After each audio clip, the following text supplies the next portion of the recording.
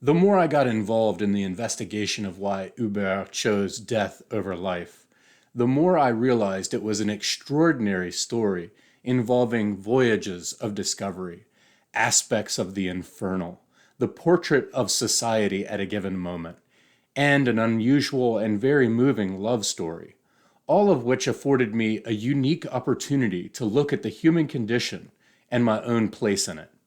In the end, I see Hubert's suicide as a Greek tragedy in a Montreal inferno.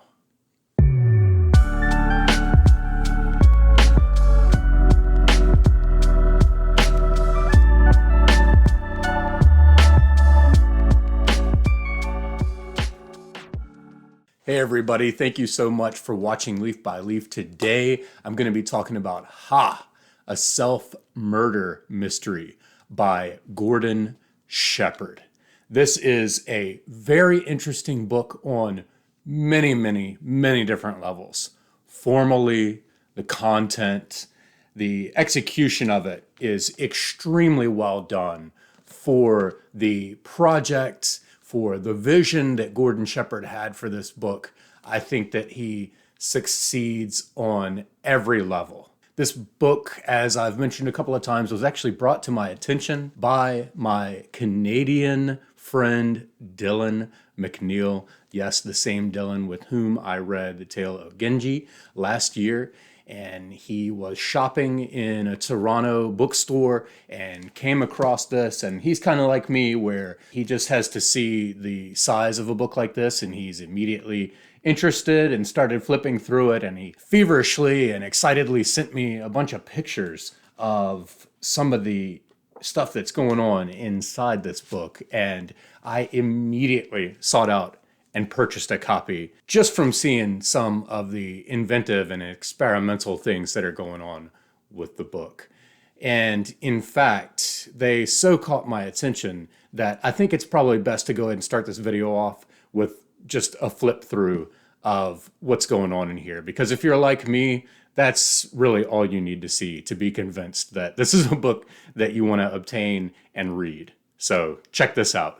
This is the hardcover edition of the book from McGill Queen's University Press. It's got a nice glossy book jacket around a red hardcover binding. We can see here my color indexed tabbed note marks. All right, let's open this thing up. This is my first page where I keep all of my main notes from reading, and I align them with my color-coded tabs. You can see we've got some artwork that's included, dedication page, which is very interesting. I'm gonna zoom in on the text a little bit here, and I'll talk more about the content and structure of the book in depth, but I just want you to get a sense of the multimedia approach that Sheppard went with here to really make this book work like a documentary that we would watch. He incorporates so many different elements. The majority of the book is in an interview format with friends and family and colleagues, acquaintances of Hubert Aquin's. Mainly it is from André, Hubert Aquin's wife. Well, not really wife. I think they were something like in a common law marriage. They never officially got married, but they were together for something like 11 or 12 years and lived together. Shockingly, at one moment in the book, the police list her in their official report as a concubine, which is just unthinkable and extremely insulting to André. But you see how there's just such a wild and varied typography and this collage of images and advertisements from newspapers and street signs at the time and place that is being chronicled in this book. Photographs of key figures' houses. Anytime something is mentioned in passing during an interview, be it a movie or a song or a book or a play, artwork, almost every time Sheppard will include a little aside so that you can see the artwork, you can read through the lyrics of the song, And he will also include a quick little blurb about it so that you don't have to go racing off anywhere else. You can stay within the book proper and not really miss out on anything. And he zeroes in on points about these different things that are relevant to the investigation, because ultimately this book is an investigation into not only the particulars, and here you can see Gravity's Rainbow is included. Gordon Sheppard gave Hubert Aquin a copy of Gravity's Rainbow because, knowing Aquin's affinity for Joyce and Nabokov, Aquin's writing itself, Sheppard thought that he would really enjoy Gravity's Rainbow, but he concludes, or he says, that Aquin never said anything about it. Nonetheless, the whole thing is an investigation not only into the particular suicide of the writer Hubert Aquin, but into the notion, the concept, the audacity, the philosophy, the morals, the ethics, every conceivable angle of the topic of suicide. And this is probably the most standout portion of the book right here. We have a reproduction of the farewell letter that Hubert left for André, and it's done so well that you could really believe this is the actual farewell letter in your hands. It's reproduced exactly as the original and is included in this envelope, which really gives the multimedia and collage dimension of this book a whole nother depth. And then the other real standout of creativity and design here is a postcard that Hubert sent from Europe to his son with André, named Emmanuel. And this is a reproduction of it. And sadly, it didn't arrive until after Hubert's suicide. And then here we have a full-page photograph. And the photographer who took that photograph is interviewed in the book. Let me take this off. You can see the red. You can see my fingerprint smudge. That's this very experimental biography, experimental documentary by Gordon Sheppard. Very, very well done. It's interesting because I thought this was a novel. And in fact, on the back, it is categorized as fiction. And when you start reading it, you'll realize that the Canadian filmmaker, Gordon Sheppard, who put this together, he conceived it as a documentary in book form. You can label this a bunch of different ways. Documentary in book form, biopic in book form.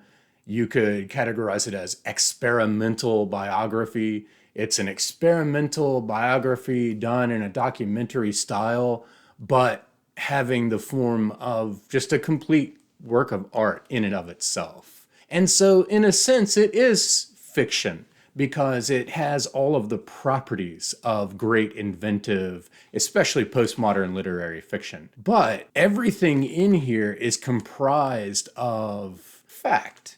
It's very much done like a documentary. As you saw, there's pieces of narrative, there are pieces of news clippings, there are images all throughout. It's predominantly interviews with people around the life of Hubert Aquin. But it has these inventive elements, just like we would see in a documentary. For example, the soundscapes that sort of help us transition from section to section or chapter to chapter, just as we'd see and hear these quick little transitional montages. And in these transitions is when we get a glimpse at the fact that this filmmaker, Gordon Sheppard, is highly creative and literary himself. Here's an example of the soundscape that transitions us into chapter 12, which is titled Hubert Aquin and Canada. O Canada, Canada's national anthem, sung in wholly incongruent English and French by 30,000 people gathered on Parliament Hill in Ottawa on July 1st, 1982, to attend the proclamation into law by Queen Elizabeth II of the new Canadian Constitution, good godfathered by Prime Minister Pierre Elliott Trudeau. Faint antiphonal response of Alouette sung by a clutch of disgruntled Quebec separatists who are abruptly cut off in mid-allu by the far-off tolling of an Indian drum. Tum, tum, ta-tum, that sounds like fists thumping against bare chests. As the drumming comes closer, a few measures of sweet and savage grunting by Inuit throat singers come and go on a summer squall, until Alanis Obomsawin, an Abenaki Indian, begins to sing Zewaldum right in your face, which renders everyone, federalists, separatists, anarchists, ecologists, you name it, suddenly moot. A farrago of Canadian flags flying from flagpoles framing Parliament Hill, flip-flap a fully folderol in the rain-drenched air. And if you're getting notes of Joyce in there, it's very much because Joyce is a prominent presence in this book, as Joyce was for Hubert Aquin. Joyce meant a great deal to Aquin, as did Dante and Flaubert. Once I got this book and I read enough about it to realize that it was about this Québécois separatist terrorist named Hubert Aquin, who in the 60s and 70s became known as a revolutionary in Quebec, but then also as a writer, I started to realize that, wait a second, this is rooted in fact. This isn't actually a novel. But by the end of the whole journey, what I realized is that this writer, Aquin, very much lived his life as art, almost as a character in a world of art. And even his death became art. And so it makes sense that really this is a work of fiction, just as Hubert Aquin's life was pretty much a work of fiction. Because I was largely ignorant of the history of Quebec, the history of the separatists, you know, I know what I've just gleaned from popular culture, knowing that there is a group of Quebecois who want to separate from Canada, be independent of Canada and Britain. And, you know, what I've read of the Quebecois in things like Infinite Jest. But I definitely didn't know the name Hubert Aquin. And when I posted about this, several, I think all of them Canadians, but several people said, oh, you must read Aquin's fiction as well, especially Prochain Épisode, which is next episode, his first novel. And so I thought, you know what, I will do that in order to have more of a stake, more of a piqued interest in this writer's life before submitting myself to 850 pages about his life and death, mostly his death. I want to at least have some kind of stake in this. And sure enough, I read Prochain Épisode, and it actually kind of blew me away. I didn't expect this level of intensity and passion and fantastic writing. And so then I was very much interested in the writer and his thoughts, and especially by that time I realized that it wasn't just a snap judgment suicide or a one-off deep depression, but this was very much a planned, designed, deliberate suicide. And in fact, it was staged. Well, I shouldn't say staged, but it was coordinated with his sort of common law wife, André, the woman with whom he had been in a relationship and lived with for something like 11 to 12 years. And so my interest just kept getting more and more piqued. But I've decided that I will do a separate video on some of his fiction. I'm finishing off Trop de Mémoire right now, or translated in English, Blackout right now. So I'll probably do a video here in a couple of weeks on his first two novels. So today we'll stick with Ha. As Sheppard says, I think the principal effect of a suicide is that it poses the question, why did it happen? We all want to know the answer to that question, which also implies the question, why go on living? And so Sheppard does a great job of taking this beyond the particular suicide of Hubert Aquin and generalizing and universalizing it to the question of why, Hamlet's famous question, to be or not to be. Or as he has Camus himself in this highly imaginative Irish wake episode where many different personages appear: William Shakespeare, Albert Camus, Borges, James Joyce, James Boswell. But he quotes from Camus' myth of Sisyphus: "There is but one truly serious philosophical problem, and that is suicide. Judging whether life is or is not worth living amounts to answering the fundamental question of philosophy." Sheppard also states that by revealing what appear to be the significant reasons behind Hubert's suicide, this investigation may help the public to perceive his suicide, and perhaps suicide in general, as something more than a tabloid spectacle. And as to the question of why he approached the book in this way, so painstakingly and creatively, setting it up and designing it as a documentary, he says that for the past 50 years, people in Western societies have been educated and modulated much more by radio, cinema, turntables, cassette and CD players, TV, VCRs, computers, and the internet than by the published word.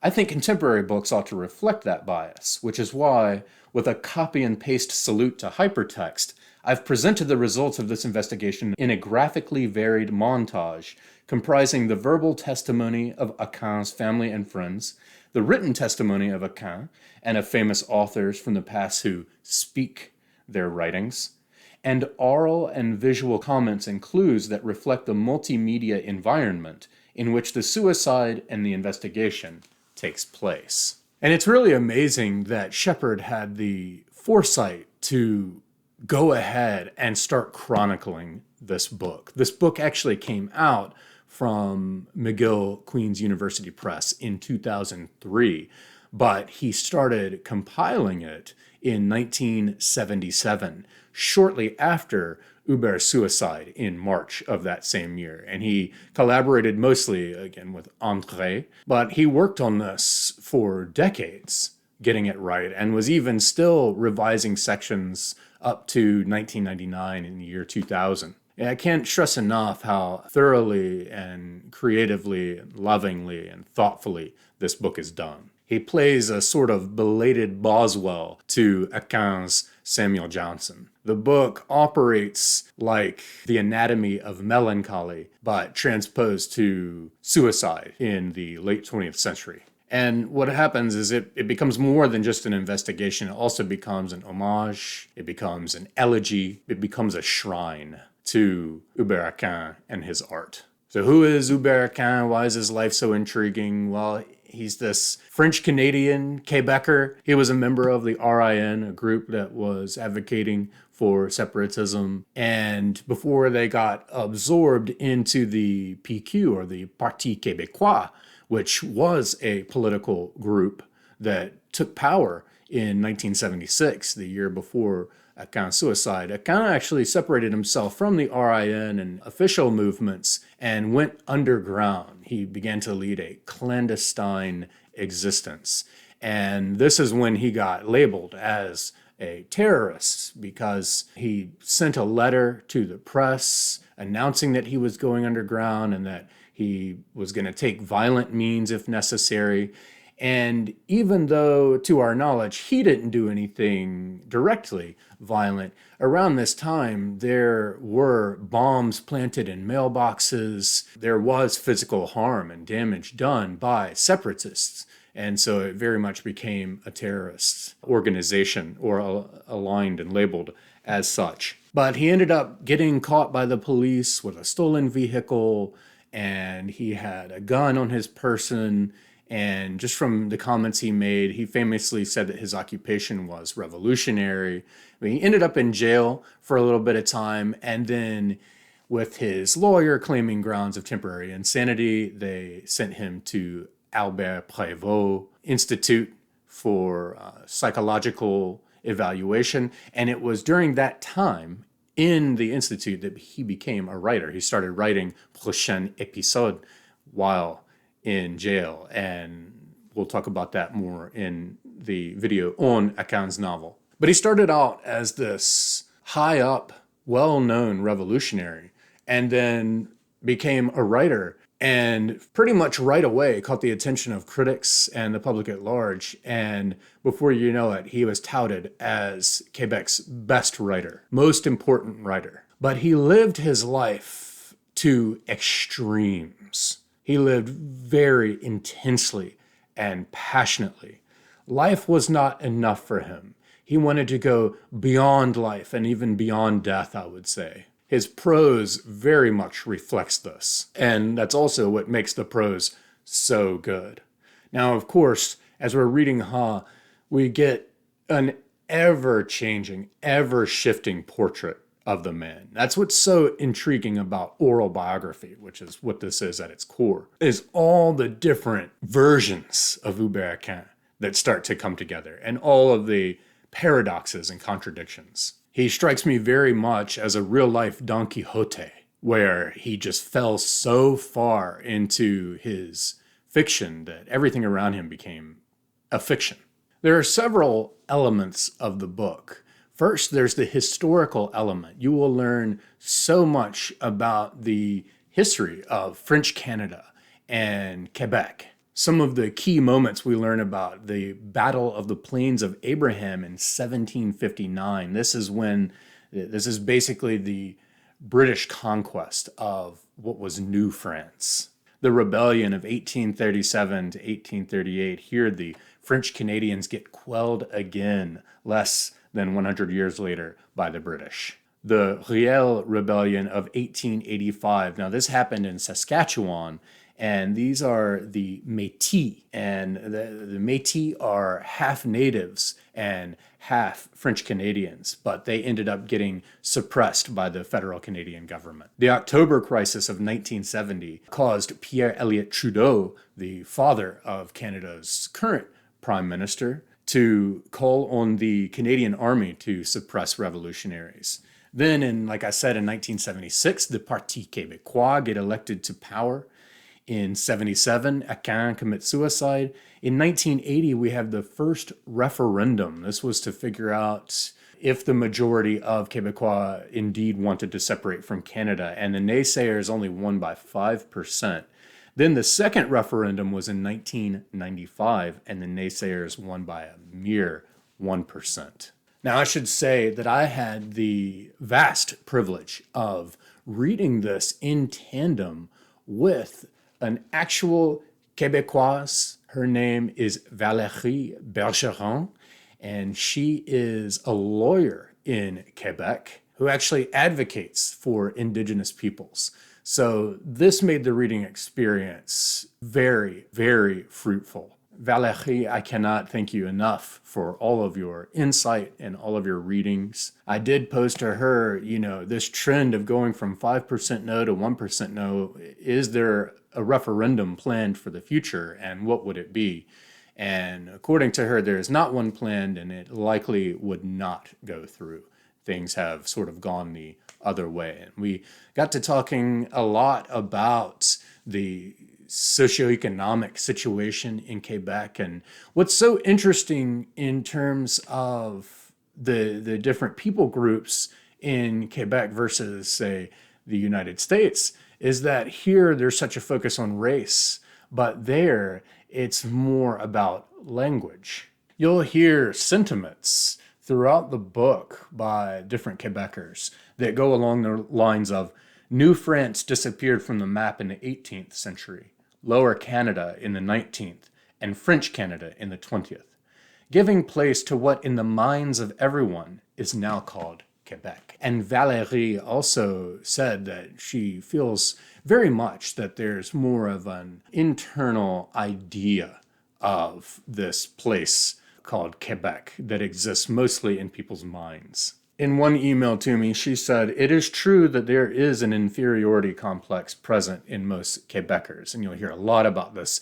inferiority complex. Well, you'll hear a lot of these paradoxes throughout Ha, where people are depressed but exuberant, weak but strong. So inferior and superior. But she says it's present in most Quebecers, both in regards to the Anglo-Canadians as the wielders of power, and to the French as the bearers of high culture. Regarding your question on the Quebec disposition of hopefulness and depression, I think there is something to it. We seem always to alternate between feeling bad about being a small culture dominated within Canada and completely marginal on the stage of the world, and feeling a lot of pride for having survived, for having a very distinctive culture. And again, the truth is that I'd never heard of Hubert Aquin, this major French-Canadian author. And so I'm so grateful for books like these that come into my attention and expand the borders of my world. As we continue to talk, I brought up the notion of, how do we preserve a distinctive culture while at the same time not falling into, nationalist, jingoistic racism? And she said, yes, very well said. You could argue that we have tended more and more towards the racist nationalist side of things, unfortunately. It is complicated, though, because it is not so much race that is said to matter here, but language. But how do you disentangle the two? A lot of immigrants arrive in Montreal not prepared or willing to learn French because they rightfully thought they were coming to a bilingual country. And you can definitely get by in Montreal without speaking French. That gets you to a very fraught position and a very dangerous rhetoric on the part of politicians. You learn, of course, about Aquin, the man and the artist. This is directly from Aquin. I've almost killed myself many times in a car because I'm not afraid of speed and I fear death even less. That's what allows me to do things without fear of the consequences. When I drive at high speed in a car, not only do I feel a great sense of elation, I also have the feeling of being totally liberated with regard to whatever normally puts the brakes on us. The fear of death or the need to conserve ourselves, which stops us from going to the limits of our being. And indeed, Aquin lived a daily life of wanting to go well beyond the limits of mere being. According to Pierre Bourgault, Hubert lived too fast, too energetically, too intensely. Each time he started something, he ended up smashing it. He took it far and fast enough that it broke. From Jacques Godbout, he had an extraordinary background in esoteric thought. He was one of the few people in Montreal with whom I could talk about Heraclitus or Plato, for he'd actually read them, or of Pythagoras. He was a fanatic about Pythagoras, as I am. Bon, he was by far the most cultivated of us all. And this is pretty wild. Hubert was what we call an old entity. That means a being who has already lived through a great number of experiences, who has lived a great number of incarnations. Beings who are extremely talented, the geniuses, can be explained by the fact that they're old entities who've accumulated a great number of experiences. Hubert clearly had lived a great number of incarnations. He'd lived in the late Roman Empire. He'd also lived a Greek incarnation, an Arab, an Italian incarnation too. You only have to look at the richness of his personality, his incredible capacities in very diverse fields, his interest in things that were difficult to master. He was a rather astounding being, Hubert was. Patrick Jacquemet says, morally, he was of an unheard of complexity, thus very difficult to approach when you didn't know him. He was, I would say, completely mad. That is, exuberant, disconcerting, with a way of reasoning that was both complex and precise.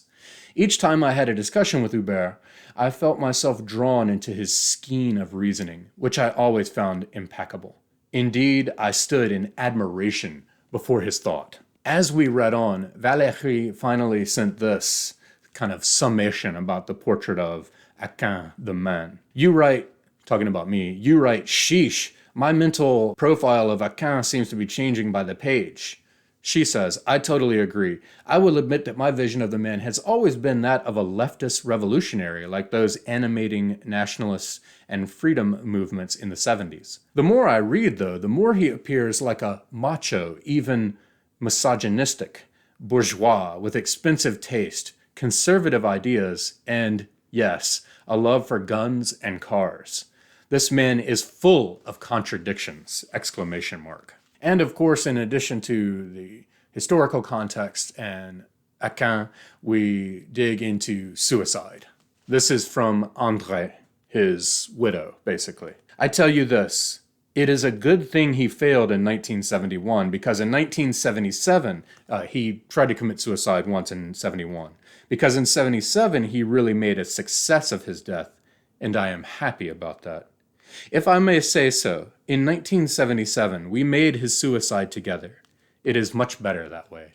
And indeed, the whole story of the complicity between Hubert and André is both disturbing and harrowing, but also in a way touching, even though it's so absurd. The insight we get into the way that they lived their lives together, it's really the stuff of fiction. This is also from Pierre Bourgault. And then I found that he, Aquin, was a great writer. I found that he was a source of ferment in society, something that animates a society in an extraordinary way. That kind of crazy in a society is what prevents societies from dying. In the end, it's people who kill themselves like he did who prevent societies from dying, right? It's a Christ-like syndrome. When there aren't people who kill themselves, it's the society that dies because it grows sclerotic and then destroys itself. Now, that's an interesting insight. And someone else in this book brings up the parallel to Yukio Mishima. And when Hubert Aquin writes towards the end of his life, well, at the end of his life, I have lived intensely, but now it's over. I am not in despair, but each day I'm getting weaker, and soon I won't be able to take a decision. I don't wish to end up like my father. It's like Mishima's aesthetic decision, part of the decision, to where he didn't want the aesthetics of his physical being to start to decay. He wanted to, in a sense, freeze himself at his peak. I had moments over and over where I kept thinking that surely an 850-page book on what seems to be a very circumscribed topic is going to wear out its welcome. I'm going to tire of it. But the way that Sheppard puts this thing together, it just kept me turning the pages. And even after we finally get to what seemed like was the end of all that Sheppard could have exhausted around the topic, there were still 200 pages left. And just like a great documentary, Sheppard then takes us into material that totally surprised me and totally cast new light on Aquin's life and everything that I had read hitherto. He has a great sense of how to hook our attention. He withholds a mysterious figure named MM for a very long time, through hundreds and hundreds and hundreds of pages, and then finally brings in this figure's story. And because he was able to collaborate with André the entire time as he was putting this book together, we get his reaction to the epiphanies, but then also her reaction. He gives us several things that really were nice surprises. For example, we get a copy of the extant pages of Aquin's last novel that he had started before his suicide. As I showed you, we get that reproduction of his farewell letter to André, the postcard that arrived late to Emmanuel. We get that Irish wake. It's a highly inventive and just wonderful, wonderful element of the novel, that Irish wake for Hubert's honor. To even further give you an idea of the creative lengths that Sheppard went to, he says that while doing my research on Dante, because Dante and the Inferno features a lot around all of this, I came across an interpretive drawing of Dante's Hell, which immediately suggested to me a cross-section view of Montreal, with the cross atop the mountain, that is Mount Royal. Struck by this visual congruity, and having lived in Montreal for almost 40 years and experienced its profound attachment to Catholicism, even as the church is dying here, I thought to myself, why not use Dante's structure, his circles, as a loose form to follow for ha, done, fatto. And then to my surprise, I began to see to see parallels between Ha and the Inferno that added mordant insights and literary concordance to the investigation. And so, as such, you'll notice that in chapter 7.2 or 7b, it goes back into Hubert's suicide. So we start off with this really poetic and imaginative mise en scène of the suicide and then the news clippings that came out thereafter. Then we go through the whole spiel of his life and what led up to it. And then we eventually circle back around to the moment of, or the moments of the actual suicide. And when we do, it's in chapter 7.2. That is because Dante's Inferno in the seventh circle and in the second ring of the seventh circle is where the suicides are. In the end, I think this sums it up nicely. The universe of Aquin, the artist, is nothing but surprises and shocks. And the best way to understand this is to read his novels. Trou de Mémoire, for example, demonstrates to what extent Hubert can see things from various points of view and at various levels. As he says of his books, I want to create a spectacle. So we can't be surprised that he did the same thing in life. Indeed, Hubert Aquin is a modern Don Quixote for whom not only life became art, but death as well.